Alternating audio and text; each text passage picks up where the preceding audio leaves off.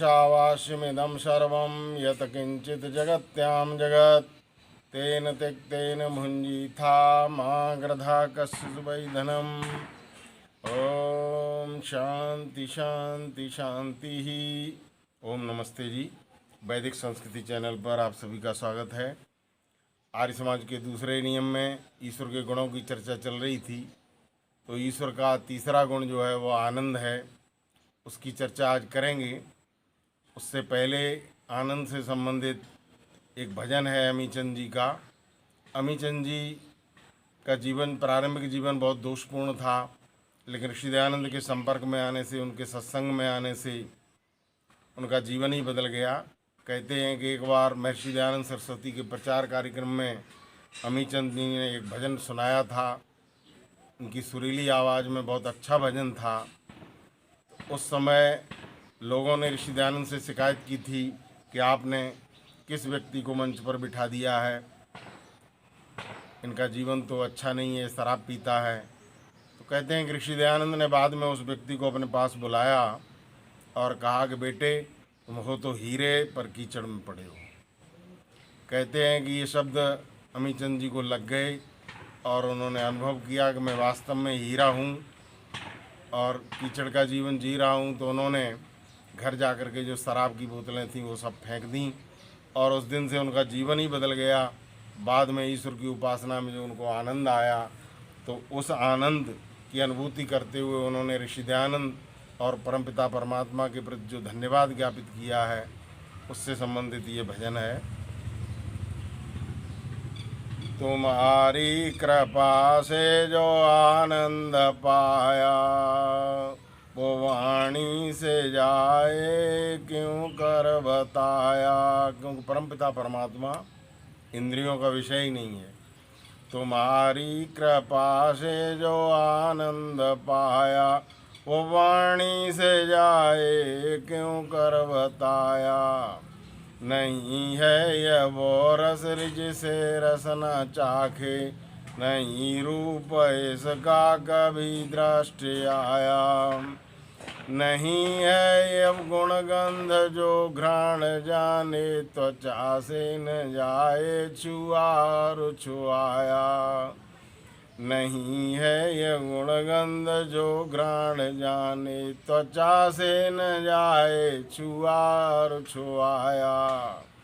संख्या में आना संभव है इसका, दिशा काल में भी रहे ना समाया। संख्या में आना संभव है इसका, दिशा काल में भी रहे ना समाया।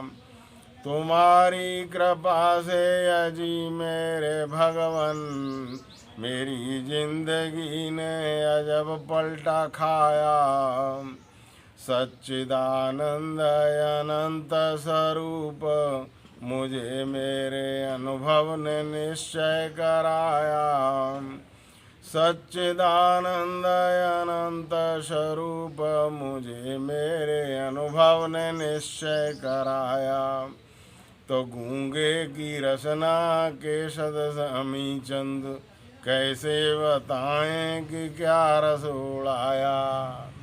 गूंगे की रचना के सदस्य अमीचंद, कैसे बताएं कि क्या रस उड़ाया। अमीचंद जी कहते हैं कि हमारी रचना तो गूंगे की रचना जैसी है, हम बता नहीं सकते कि परमपिता परमात्मा का आनंद हमने कैसे और कितना आनंद पाया है। इसका उन्होंने इसमें धन्यवाद ज्ञापित किया है। अब हम विचार करेंगे, परमपिता परमात्मा का एक नाम आनंद भी है। ऋषि दयानंद आर्य समाज के दूसरे नियम में लिखते हैं, ईश्वर सच्चिदानंद स्वरूप। ईश्वर सच्चिदानंद स्वरूप, निराकार, दयालु, अजन्मा, अनंत, निर्विकार, अनादि, अनुपम, सर्वाधार, सर्वेश्वर, सर्वव्यापक, सर्वयंतर्यामी, अजर, अमर, अभय, नित्य, पवित्र और सृष्टि करता है, उसी की उपासना करनी योग्य है। ऋषि दयानंद ने इस नियम में परमपिता परमात्मा के 22 गुण बताए हैं और उन गुणों को बताते हुए अंत में कह दिया है कि उसी की उपासना करनी योग्य है और किसी की नहीं। तो क्यों उसकी उपासना करें कि तीसरा गुण जो है उसका आनंद स्वरूप है। हम सब लोग आनंद पाना चाहते हैं, संसार में आनंद की दौड़ चल रही है। संसार में जो सुख हैं उनको लोगों ने आनंद मान रखा है, पर वो सुख जो हैं वो दुख मिश्रित हैं। किसी भी सुख में पूर्ण सुख नहीं है, वो अंत में उसका परिणाम दुख है। सुख दुख इस तरह से, जिस तरह से रात दिन ये चलते रहते हैं, इसी तरह से सुख दुख का क्रम चलता रहता है। हर सुख के पीछे एक दुख छिपा हुआ है। इसीलिए कभी शंकराचार्य ने भी कहा था ब्रह्म सत्यम जगन मिथ्या, क्योंकि संसार जो है वो परमपिता परमात्मा में जो आनंद है वो संसार में नहीं है। संसार में मन को भ्रमित करना एक तरह से अपने को भ्रम में डालना है। तो ऋषि दयानंद कहते हैं कि परमपिता परमात्मा का जो आनंद है, परमपिता परमात्मा का जो आनंद है उसको हम प्राप्त करें। ईश्वर का गुण है सच्चिदानंद स्वरूप। अब ईश्वर में आनंद है, ये बात बहुत से लोगों को समझ में भी नहीं आती, तो इसको समझने का प्रयास करेंगे कि हमको ईश्वर के आनंद की अनुभूति कब और कैसे होती है। आत्मा की जो अवस्थाएं हैं वो इस तरह से हैं। 4 प्रमुख अवस्थाएं हैं: जागृत, स्वप्न, सुषुप्ति, तुरीय। ये 4 तो अवस्थाएं इस जीवन की हैं। इसके पश्चात मुक्ति की भी एक अवस्था है, पराश्रयी अवस्था है। ये अलग अलग अवस्थाएं हैं। जागृत अवस्था, जिस समय हम शरीर में जगते हुए कुछ कार्य करते हैं उस समय ये जागृत अवस्था होती है। जैसे इस समय हमारी जागृत अवस्था है। एक होती है स्वप्न अवस्था। स्वप्न अवस्था का अर्थ है कि हम शरीर से तो कुछ कार्य नहीं कर रहे हैं, लेटे हुए हैं, आँख बंद है, हमको लग रहा है कि हम सो रहे हैं, लेकिन मन हमारा चलायमान है, मन की गतिविधियाँ चल रही हैं। तो वो होती है स्वप्न अवस्था। वो पूर्ण विश्रांति की अवस्था नहीं है। उसमें मन जो है वो, मन का संबंध इंद्रियों से बना रहता है और आत्मा से बना रहता है, तो वो स्वप्न की अवस्था होती है। जागृत, स्वप्न, सुषुप्ति। एक तीसरी अवस्था होती है सुषुप्ति अवस्था, जिसमें हम सब कभी कभी इस सुषुप्ति अवस्था की नींद को लेते हैं, जो पूर्ण विश्रांति की अवस्था होती है। पूर्ण विश्रांति की अवस्था होती है, उसमें आपने देखा होगा कि 4 घंटे, 5 घंटे, 6 घंटे गहरी निद्रा आती है, जिसमें हम सब कुछ भूल जाते हैं। मन का संपर्क इंद्रियों से टूट जाता है और आत्मा का मन से भी संपर्क टूट जाता है। इस तरह से कनेक्शन कटता है और आत्मा पूरी तरह से बाह्य जगत से हट कर के और परमपिता परमात्मा की गोद में होता है कुछ समय के लिए। और वो समय इतना समय होता है कि वो कब निकल गया ये पता भी नहीं चलता। आप सोते रहते हैं और परमपिता परमात्मा आपकी थकान को दूर कर देता है। उसको कहते हैं सुषुप्ति अवस्था। परमपिता परमात्मा ने ये सुषुप्ति की अवस्था हम सभी को दे रखी है। कोई व्यक्ति बहुत ज़्यादा थक जाता है, शारीरिक रूप से, मानसिक रूप से, कई रात जागता है और जागने के पश्चात फिर देखता है कि एक स्थिति ये आती है कि उसको नींद आने लगती है, भयंकर नींद आने लगती है, झींके आने लगते हैं। ये क्यों आते हैं? परमपिता परमात्मा अपनी तरफ बुलाता है। वो कहता है कि आओ मेरे आनंद का अनुभव करो। संसार को तो तुमने देख लिया और जाग रहे हो 2 दिन से, 3 दिन से, 1 दिन से। इस जागने में आपको आनंद की अनुभूति नहीं होगी, लेकिन मेरे पास आओ और हम बताते हैं कि हमारा आनंद कैसा है। उस समय परमपिता परमात्मा एक प्रयास करता है, इसलिए उस समय बार बार नींद आती है। और उस नींद की अवस्था में जब हम गहरी निद्रा में होते हैं तो हमारी संपूर्ण थकान दूर हो जाती है। उसको कहते हैं सुषुप्ति अवस्था। सुषुप्ति अवस्था वो अवस्था है जिसमें हम सब कुछ भूल जाते हैं। इसी तरह से एक चौथी अवस्था इस शरीर में प्राप्त की जा सकती है, उसका नाम है तुरीय अवस्था। जिस तरह से आपने देखा कि सुषुप्ति अवस्था में हमको विशेष आनंद मिला था, ये हर एक को मिलता है, चाहे वो योगाभ्यास करे न करे, लेकिन सुषुप्ति का आनंद परमपिता परमात्मा की कृपा से सभी को मिलता है। और ईश्वर इस आनंद के द्वारा ये बताना चाहता है कि हमारा आनंद देखो कितना बड़ा है। तो एक होती है तुरीय अवस्था। तुरीय अवस्था का अर्थ है जिस समय योगी लोग समाधि में होते हैं। योगी लोग योगाभ्यास करते हुए अभ्यास और वैराग्य के द्वारा मन को नियंत्रित करके, एकाग्र करके और ध्यान की अवस्था में जा कर के और अंत में समाधि अवस्था में जाते हैं। आत्मा और परमात्मा का उस समय मिलन होता है। तो वो जो आत्म साक्षात्कार और परमात्मा का साक्षात्कार है, वो स्थिति जो है परमानंद की होती है। उसको कहते हैं तुरीय अवस्था। इतनी आसान नहीं है। ऋषि दयानंद कहते हैं कि यदि आपको योगाभ्यास करना है तो अष्टांग योग का अभ्यास करें, यम नियम से प्रारंभ करें। महर्षि दयानंद ऋग्वेदादि भाष्य भूमिका में लिखते हैं कि जब यम नियमों का पालन किया जाता है तो समझना चाहिए योग के क्षेत्र में हमने कुछ बीज बोए। यम का अर्थ होता है अहिंसा, सत्य, अस्तेय, ब्रह्मचर्य, अपरिग्रह। इसी तरह से नियम है शौच, संतोष, तप, स्वाध्याय, ईश्वर प्रणिधान। इनकी विस्तृत व्याख्या कभी योग दर्शन की क्लास लेंगे तो उसमें करेंगे। अभी संक्षेप में इतना बता रहे हैं कि जब यम नियम का हम पालन करते हैं तो योग के क्षेत्र में ऋषि दयानंद की भाषा में कहें तो कुछ बीज बोए जाते हैं, हमारा योग की भूमि तैयार होती है। तो यम नियम के बाद फिर आता है आसन। आसन का अर्थ होता है एक विशेष आसन पर, पद्मासन, सिद्धासन, सुखासन पर बैठने का हमारा घंटों का अभ्यास हो। इतना अच्छा अभ्यास हो कि उस आसन पर बैठे हुए हम अपने शरीर को भी भूल जाएं, हमको ध्यान ही नहीं रहे कि शरीर भी हमारा है। वो स्थिति, क्योंकि परमपिता परमात्मा के ध्यान में जाते हैं।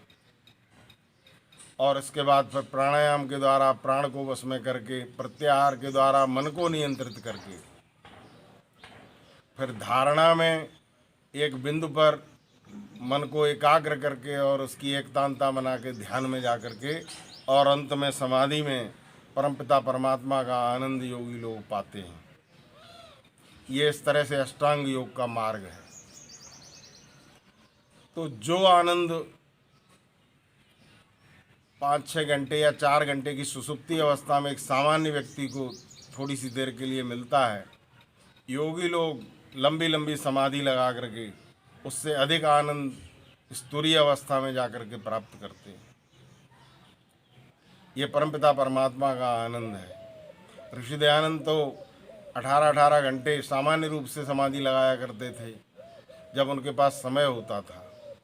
नहीं होता था वैसे तो वो बहुत व्यस्त रहते थे।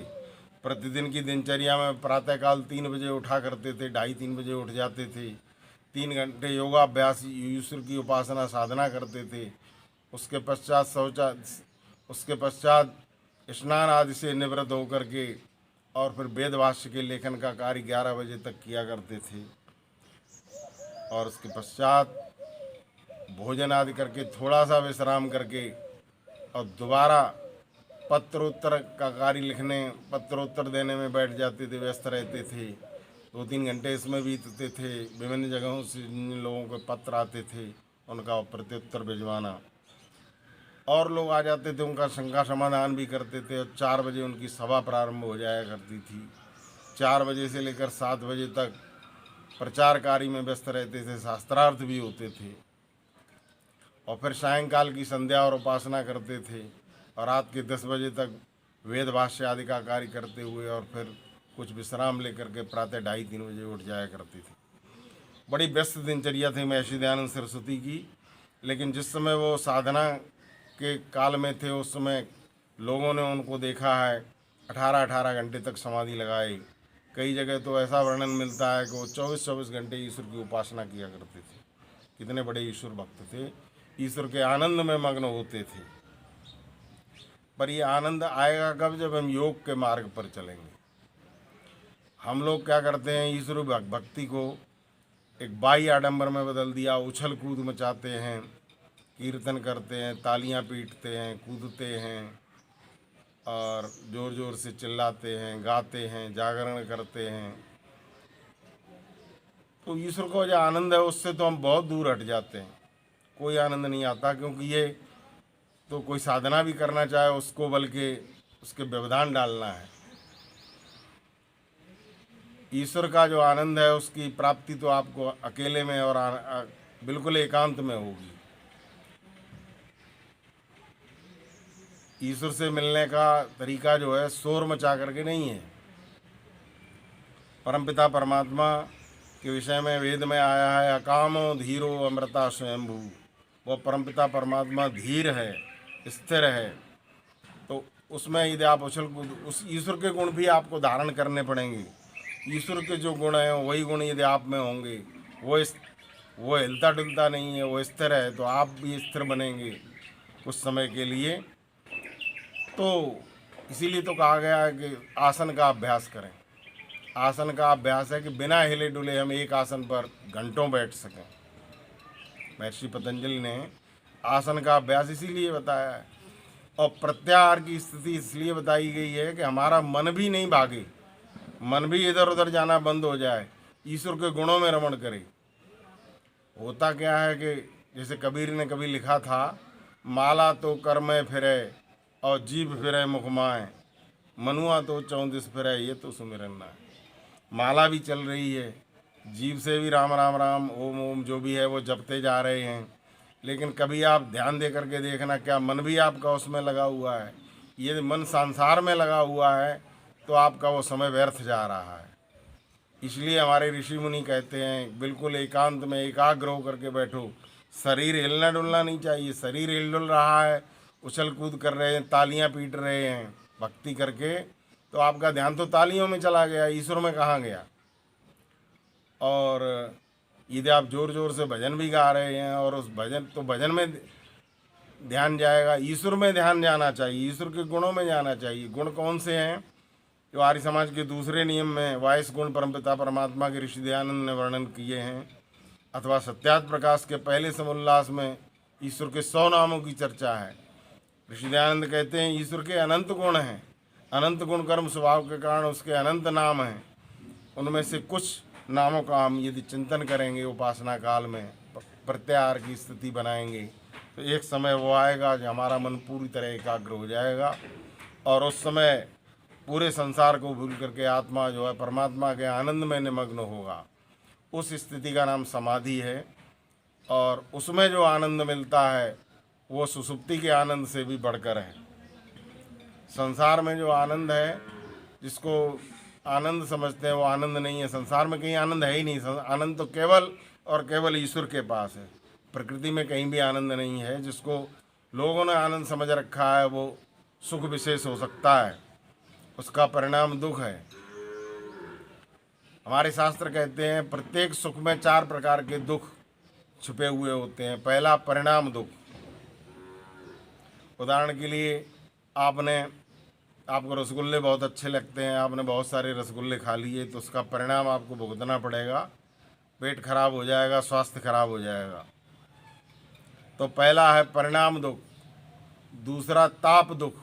उसका ये ताप भी आपको सताएगा कि जिस समय आपने पहला रसगुल्ला शुरू किया, आप सोचते हैं ये वाला जो सुख है वो निरंतर बना रहे, वो रहने वाला नहीं, दूसरे में कम हो जाएगा, तीसरे में और चौथे में इस तरह से 10 खाओगे तो पूरी तरह बेकार हो जाएगा।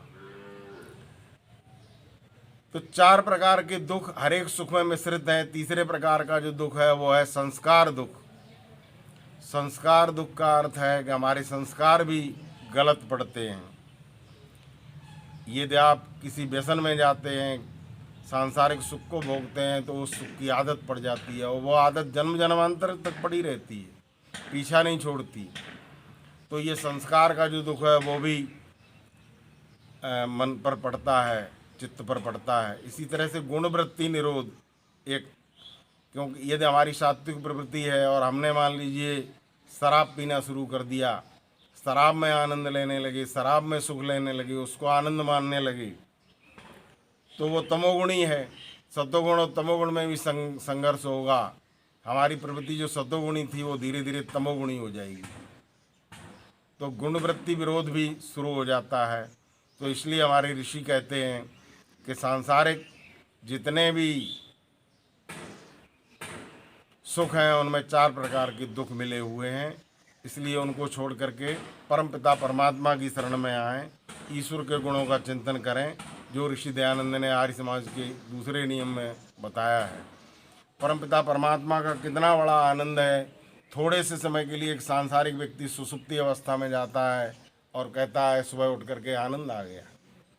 योगी लोग इस आनंद को समाधि में बहुत लंबे समय तक अनुभव करते हैं। उसका परिणाम ये होता है कि उनकी मुक्ति हो जाती है, मोक्ष हो जाता है। बार बार आवागमन के शरीरों के आवागमन में नहीं आना पड़ता, संसार दुख से छूट जाते हैं और वो शास्त्रों के अनुसार 31 नील 10 खरब 40 अरब वर्ष तक मुक्ति का काल जो होता है, इतने समय तक मोक्ष का आनंद लेकर के दोबारा इस धरती पर आते हैं। तो ऋषि दयानंद कहते हैं कि ये क्या कम है क्या? थोड़े से पुरुषार्थ से योगाभ्यास के द्वारा आपको जो आनंद था ईश्वर का, वो 31 नील 10 खरब 40 अरब वर्षों तक के लिए मिलने वाला है। इसलिए वो कहते हैं कि उसी की उपासना करनी योग्य है, परमपिता परमात्मा की उपासना करें। ईश्वर के पास आनंद ही आनंद है, वो आनंद से भरा हुआ है। वेद में एक मंत्र आता है, रसेन तृप्तो न कुतश्चनून अकामो धीरो अमृता स्वयंभू रसेन तृप्तो न कुतश्चनून। वो रसों से भरा हुआ है। संसार में जितने प्रकार के रस हैं जिनके पीछे जीव जंतु भाग रहे हैं, वो सारे रस परमपिता परमात्मा के बनाए हुए हैं। रसेन तृप्तो, रसों से भरा हुआ है, वो आनंद से भरा हुआ है।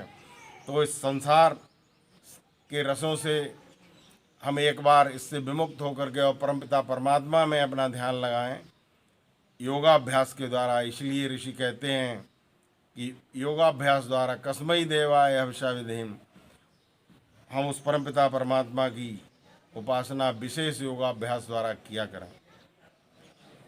तो ईश्वर के जो हैं वो 3 प्रमुख गुण जिन पर अभी चर्चा हुई है। एक तो परमपिता परमात्मा की सत्ता नित्य है, तीनों कालों में है, प्रलय काल में भी है, इसलिए उसका पहला नाम सत है। दूसरा नाम उसका चेतन है, चित्त है, क्योंकि परमपिता परमात्मा निर्जीव नहीं है। संपूर्ण संसार में जितनी भी चेतनता है वो परमपिता परमात्मा द्वारा प्रेरित है। जीव भी चेतन है, लेकिन जब तक परमपिता परमात्मा द्वारा इस शरीर में नहीं आता उसकी चेतनता किसी काम की नहीं। इसलिए परमपिता परमात्मा को परम चेतन कहते हैं। सृष्टि भी जड़ है, प्रकृति जड़ है। तो 3 पदार्थ जो नित्य हैं, ईश्वर, जीव और प्रकृति। तो ईश्वर सच्चिदानंद स्वरूप है, जीव में सत और चित है, और प्रकृति जो है उसकी केवल सत्ता है। ऋषि दयानंद कहते हैं प्रकृति की जड़ पदार्थों की पूजा छोड़ करके आप ईश्वर की पूजा करो, सच्चिदानंद। ईश्वर में एक गुण अधिक है, आनंद। हम जीव जो है उनकी सत्ता भी है और चेतनता भी है।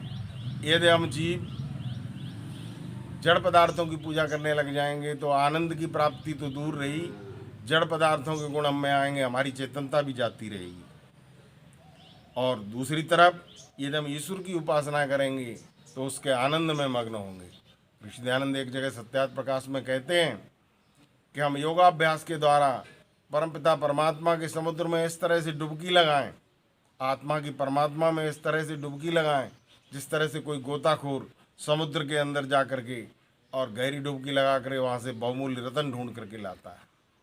इस तरह से बिल्कुल एकांत स्थान में बैठ करके परमपिता परमात्मा की उपासना करें। ऋषि दयानंद जब लंबी लंबी समाधि लगाया करते थे तो आसपास रहने वाले जो उनके भक्त कोई होते थे तो उनसे कह देते थे कि आज हम 18 घंटे या 24 घंटे तक ईश्वर की उपासना करेंगे, तो मेरे आसपास उस समय कोई आना नहीं चाहिए। और हम लोग क्या करते हैं कि उछल कूद करते हैं, शोर शराबे के बीच में ईश्वर की भक्ति करते हैं। तो ये ईश्वर की भक्ति नहीं है। ईश्वर की भक्ति से तो इस तरह से हम दूर होते जाते हैं। ऋषि दयानंद हमको वास्तव में ईश्वर की उपासना, सच्चे ईश्वर की उपासना क्या है, क्या ईश्वर की पूजा है, वो हमको सिखाना चाहते थे। इसलिए उन्होंने आर्य समाज के दूसरे नियम में परमपिता परमात्मा के 22 गुणों का वर्णन किया है और अंत में कह दिया है उसी की उपासना करनी योग्य है। किसी दूसरे पदार्थ की, अनेक देवी देवताओं की लोग जो पूजा करते हैं किसी की आवश्यकता नहीं, क्यों परमपिता परमात्मा महादेव है, देवों का भी देव है। ईश्वर का एक गुण महादेव भी है, जो जिसका वर्णन ऋषि दयानंद ने सत्यार्थ प्रकाश में किया है। अनेक नाम है उसके, 100 नामों की चर्चा है वहाँ पर। तो सबका जो देव है, जो देवों का भी देव महादेव है, आइए हम उसकी उपासना करें। इसी के साथ मैं अपनी वाणी को विराम दूंगा। ये वीडियो अच्छा लगा हो तो इसको लाइक करें, शेयर करें, जिससे सत्य का प्रचार हो। पहले सब्सक्राइब नहीं किया हो तो सब्सक्राइब भी अवश्य करें। इसी के साथ मैं अपनी वाणी को विराम देता हूँ। ओम शम, सभी को।